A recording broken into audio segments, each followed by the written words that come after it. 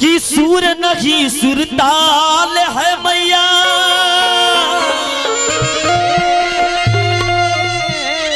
कि कैसे तेरा गुण में गाऊं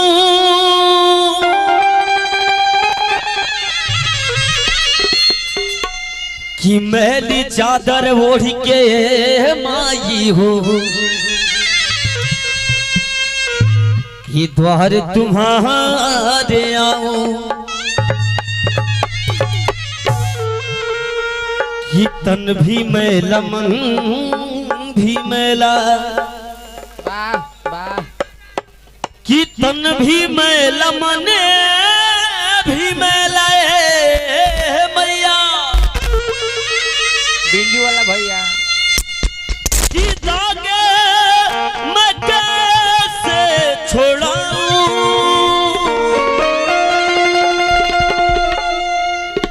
एक भिखारी में बन के पुजारी माई रे ये द्वार तुम्हारे आऊं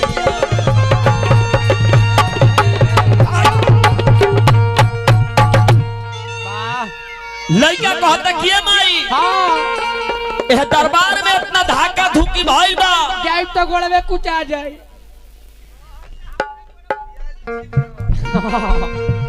चिन्हले बड़ा अमरौरे में के हैं तने मैंने गुड़वा बिस्तर दा का करबो एगो एगो ईत बैठल बाड़े ईत ना त पीछे रहे छोटू भैया पीछे काहे बनी आगे यहीं लड़का कहला से कैसे पुजारी भैया शेषनाथ भैया अरे की भइले बात धाका धुकी एक तरह चलो फिर हटाओ अरे चले नहीं गोड़ हो अरे की बीड़ा बज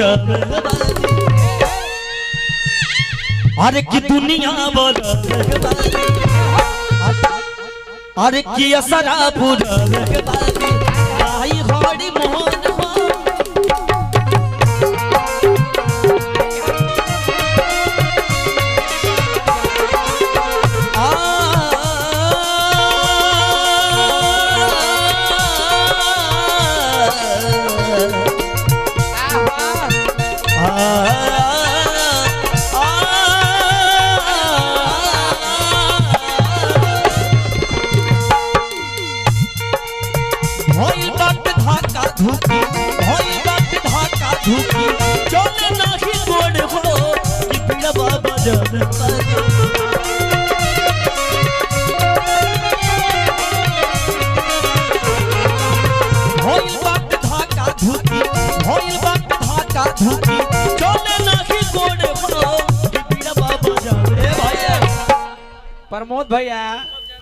प्रमोद भैया तन देखियो किचकिचा तना बाबू कपिल भैया ए जब जैसन तब तैसन इस दरबार में सभे कोई जुटल बा हां हम चाहब कि एक बार जेकर एगो हाथ हो एगो उठाई जेकर दूगो बा दोनों उठाई काहे से जयकारा अभी तक से नहीं के भाई जयकारा लागेला त कोनो काम सब जेकर ना होई जेकर ना होई वो विकलांग बगल में बैठ के बॉक्सर चल जाए जय हो तने एक बार प्यार से तने दोनों हाथ उठा के त बोली जा बोल सच्चे दरबार की जय शेरावाली मैया की जय भैया हां प्रोग्राम के खाड़ करे खड़ी बड़ा डिस्टर्ब अरे की बीड़ा बज तनी से हल्का फुल्का नचबो करिला ज्यादा ना अरे हल्का अपना भाव में फूल नाच भाई फूल नाच हल्का निखे ना छोटू भैया भी हल्का नाचबो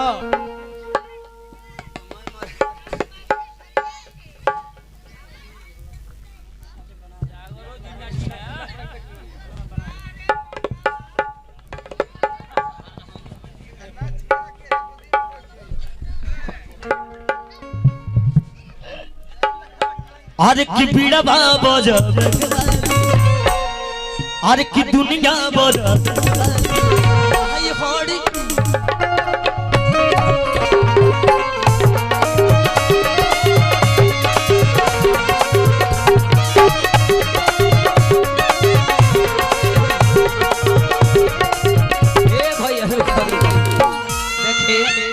लगा तो पोलियो मरले हो को वैसे बेचैन मारे। देखिए खूल मत जाता खेसारी आ देखिए एही जैसा लतार मारत एकदम चल जाला का हो पलटी हमारे भरत रही फुलात रही सही हमारे प्रमुख जी की तरफ से लाखों लाख रुपए का पुरस्कार हमारे विनोद जी चेयरमैन गार्जियन की तरफ से पुरस्कार। एक बात तो सरुआ से ताली बजाई देते तनी में याद हो जाए भाई देखिए हमारे मुखिया जी एकदम सही आज महागत नई खी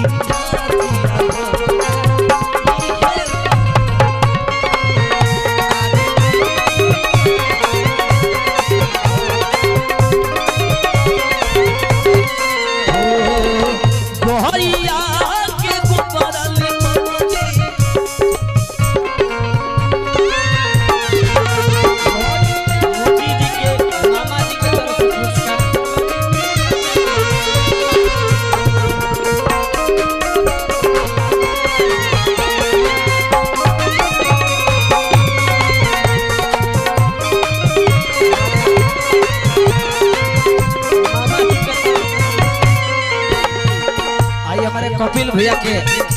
यानी साला जी जीजा जी अच्छा जाए दी बड़ी काम कुछ कहा था बड़ी काम जो हुआ था भैया। और हमारे कपिल जी के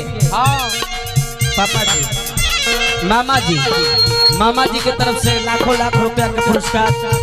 हमारे चेयरमैन जी वहाँ की तरफ से पुरस्कार। हमारे प्रमुख जी 100 रुपया पुरस्कार का भंडार लागल बा काहे हो आओ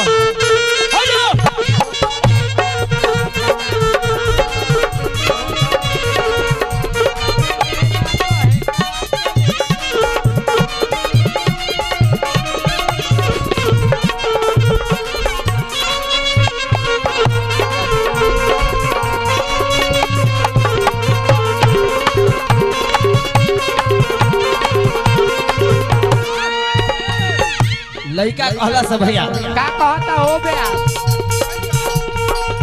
ढाबे के न लूर माई बहननी गवैया गाबे के न लूर माई बहननी गवैया और कि नहीं सूरताल जानी और कि नहीं उपहिया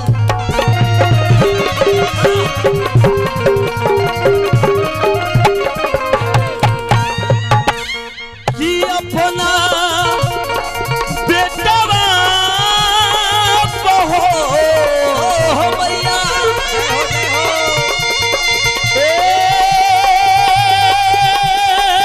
माई हो